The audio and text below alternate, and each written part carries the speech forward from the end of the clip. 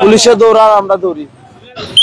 এবার সিলেট সিটি কর্পোরেশনের ঠিক সামনেই হকার বসলো। আসলে কি ধরনের কারবার, কি ধরনের কার্যক্রম আমরা বুঝতেই পারতেছি না।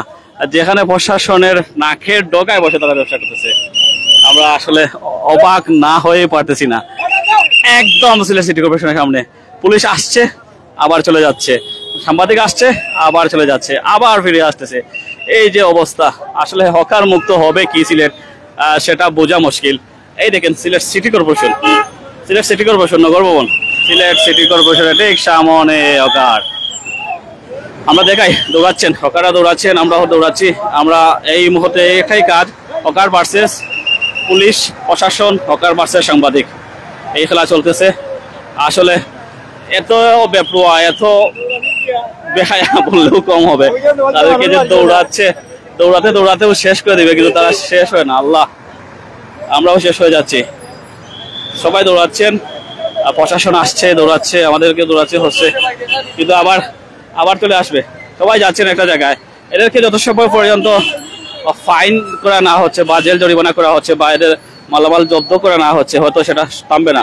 একদিক থেকে সরিয়ে নেওয়া হয়েছে, আরেক দিকে চলে আসছে। তো আমরা সেটা দেখতেই পাচ্ছি। ভাই খালি দৌড়াও কেন ভাই? পুলিশে দৌড়ার খালি। পুলিশে দৌড়ানি? পুলিশে দৌড়ার আমরা দৌড়ি। দিনও আসছিলাম ভাই, মাত্র 200 টাকা বেশি আইছি। সারাদিন আসছিলাম 200 টাকা বেচছি মাত্র। অন্য মনে হয় 2000 টাকা বেশি লাইছি।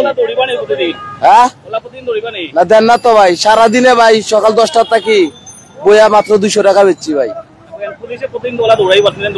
না না দৌড়াইতাম না, আমরা আইতাম না। আমরা উপাস লাগবো, ডাল ভাত খাইতে পারতাম না, এরকম পরিস্থিতি। আমরা তো 10টা বাজে পাইছি, সারাদিন আপনার তো ভিতরে ছিলাম। 200 টাকা আপনার 250 টাকা বিক্রি হয়। এখন মনে করেন যে 10টার পরে বাড়িছি, তারপরে অভিযান।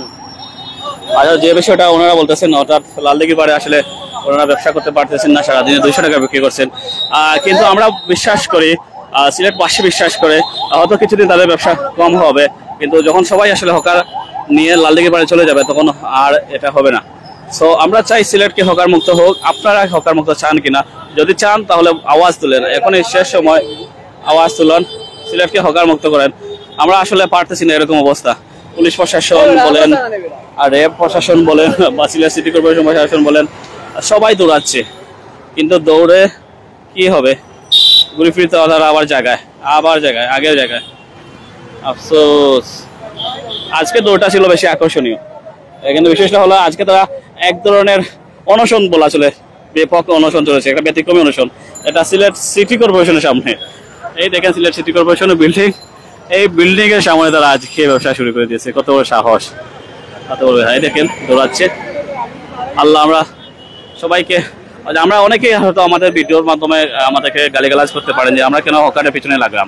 আসলে বাংলাদেশে আপনারা জানেন যে চাকরির ক্ষেত্রে যে সমস্যা বলেন বা বিভিন্ন ক্ষেত্রে কর্মক্ষেত্রে শ্রমিকের অভাব, আমাদের কিন্তু শ্রমিকের যথেষ্ট অভাব আছে। আপনারা যদি ধান চাষের ক্ষেত্রে দেখবেন, আপনারা শ্রমিক পান না, 600 টাকা দিয়ে শ্রমিক পান না, 700 টাকা দিয়ে পান না। বিভিন্ন শ্রমিক সেক্টরে আসলে শ্রমিক সংকট। আসলে যে সকল বাইরে আসলে আমাদেরকে গালিগালাজ করেন, তাদেরকে খাওয়াবেন কিনা, আমরা আসলে বলি তাদের জন্য তো প্রশাসন, সিটি কর্পোরেশন লালদিঘির পাড়ের জন্য একটা জায়গা করে দিয়েছে। সেখানে যে তারা যান, ব্যবসা কিছুদিন করেন, কিছুদিন মন্দ যাবে, পরবর্তীতে আবার ব্যবসা চাঙ্গা হয়ে যাবে। যখন কাস্টমাররা বুঝবে এই হকারে বা রাস্তায় ফুটপাথে কিছু পাবেন না, তখন তারাও আসলে লালদিঘির পাড়ের দিকে রওনা হবেন। তো আমাদেরকে অযথা গালিগালাজ করবেন না।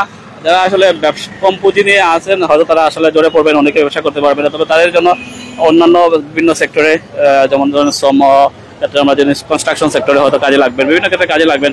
তো আমরা চাই আসলে সবাই মানুষ, সবাই তাদের জীবন জীবিকা নির্বাহ করুক, পরিবারকে সাথে নিয়ে একটা লোক, এটাই আমাদের কাম্য। তবে সিলেটবাসীকে অস্বস্তির মধ্যে রেখে না, সিলেটবাসীকে জ্বালিয়ে পুড়িয়ে এরকম করবে, সেটা আমরা চাই না। সো যে বিষয়টা আমরা বলতে থাকি, সিলেটবাসীর যে অর্ধেক রাস্তা যে নষ্ট করে দিলেন, অর্ধেক রাস্তা যে নাই করে দিলেন, এতে করে যে মানুষের যে কষ্ট, সেটা তো অবশ্যই হচ্ছে। দেখেন কি পুরোভাবে দৌড়াচ্ছে। সো আমরা আসলে আপনাদের কাছে সবাই অনুরোধ করছি, কিছুদিন হকারদের কষ্ট হবে, তারপরেও সিলেটের বৃহৎ স্বার্থে এই হকার ব্যবসা বন্ধ করতে হবে। অন্যথায় সিলেটবাসী, বিশেষ করে প্রশাসন আরো জোরালো পদক্ষেপ নেবে। তো এতক্ষণ আমি সুজন আহমেদ লাইভে যুক্ত ছিলাম প্রাইম সিলেট থেকে। সিলেটের বন্দর বাজার, যেখানে প্রশাসনিক সেক্টর, প্রশাসনের হাব, সেখানেই তারা বসে পড়েছে। মাত্র 103 জন, 92 আছে।